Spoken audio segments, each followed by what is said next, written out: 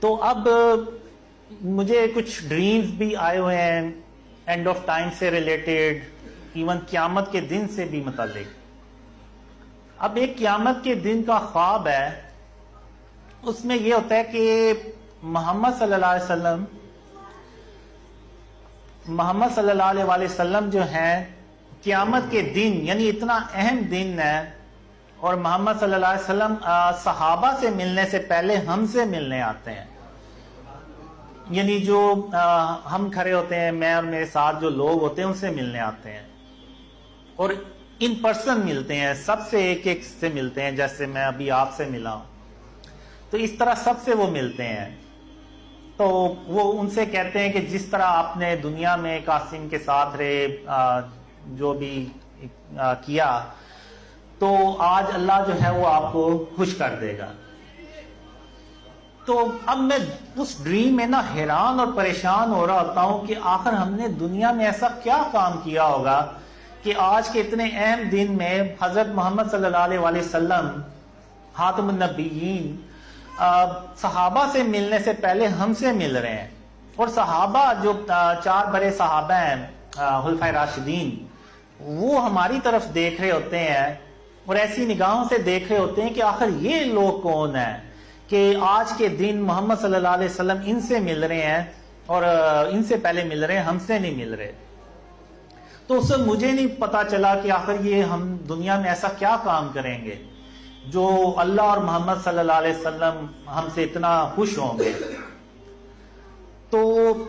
یہ کئی سال تک میرے ذہن میں بس سوال ہی رہ گئے، اور اس کے بعد بھی مجھے کافی ڈریمز آئے، جس میں ایک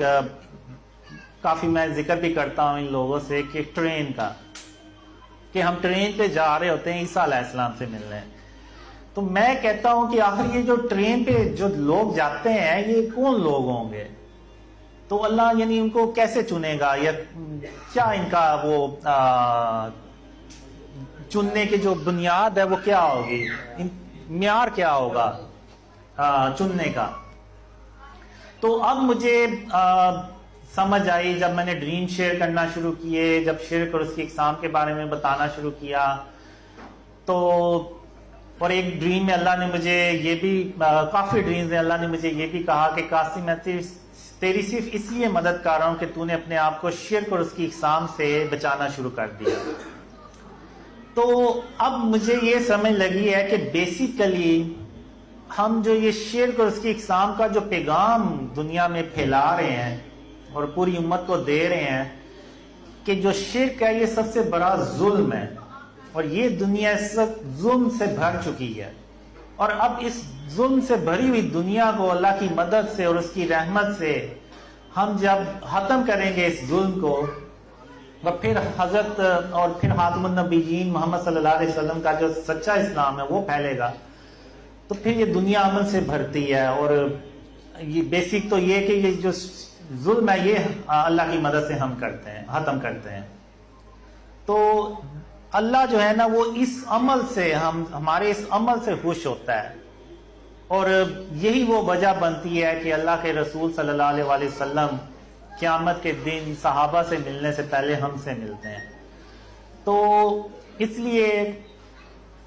جتنی بھی اسپیچز ہوتی ہیں، جتنا بھی انٹرویوز ہوتے ہیں، میں پوری کوشش کرتا ہوں کہ شرک کے بارے میں